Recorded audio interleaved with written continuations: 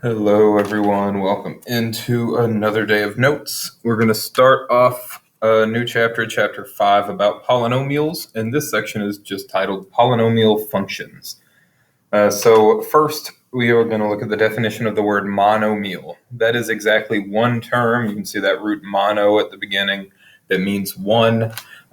It's a number, a variable, or the product of a number and one or more variables. But the key words here are exactly one term, so not more than one.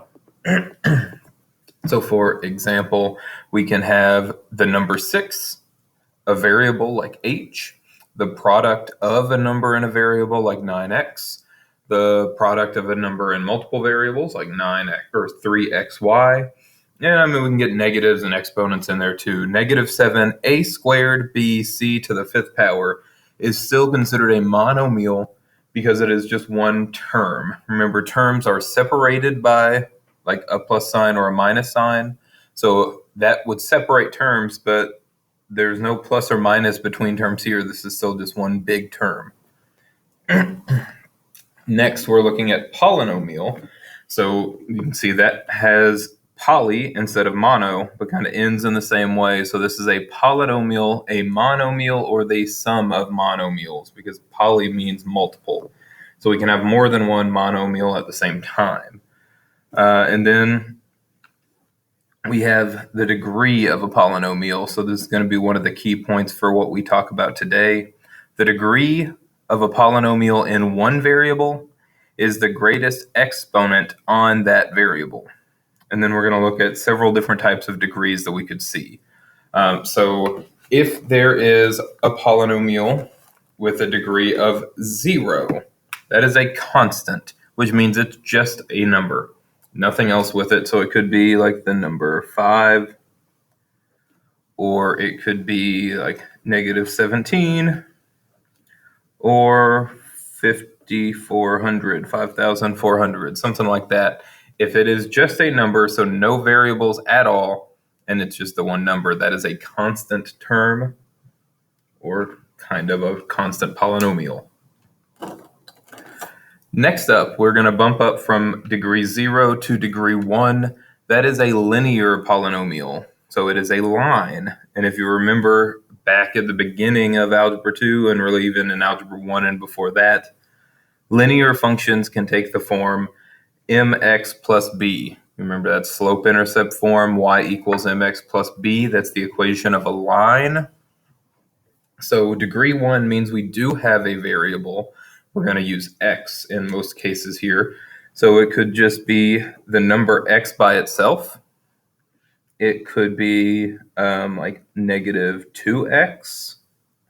Or it could have a linear term like 5x plus a constant term like 3. So 5x plus 3, that has two different monomials in it, but the biggest power is this x to the first power, or just x, which still makes it a linear function, or a linear polynomial. Then as we move along, quadratic is the next one. So this is got a little bit of a weird term to it, because quadratic, when you look at the root of that at the beginning, that word quad usually means 4. But when we talk about quadratics, we're really talking about x squared. So it's a degree of 2. If you remember the quadratic formula we use to solve equations that look like this. So the expression ax squared plus bx plus c. So it can have a constant term, it can have a linear term, but it has to have a quadratic term also. So that is quadratic in this case means x squared. So we could have just x squared. We could have -4x squared plus 5, which has that constant term of 5 in it, but the biggest degree is still 2, so it's a quadratic. Or we could have something like 7x squared minus 2x plus 3. So that has 3 terms, 3 monomials as part of it. Constant, linear, and a quadratic term. So the highest one is the quadratic term there. Then, still moving on up, we have our cubic functions, our cubic polynomials, that is degree 3. That one might not be as hard to memorize because cubic sounds like cubed, and we're talking about x cubed. So we would have x cubed plus 9x squared.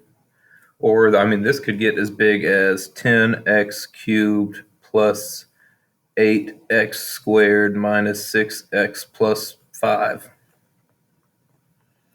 So we're getting more and more terms involved, but the highest degree is 3, so this would be a cubic polynomial.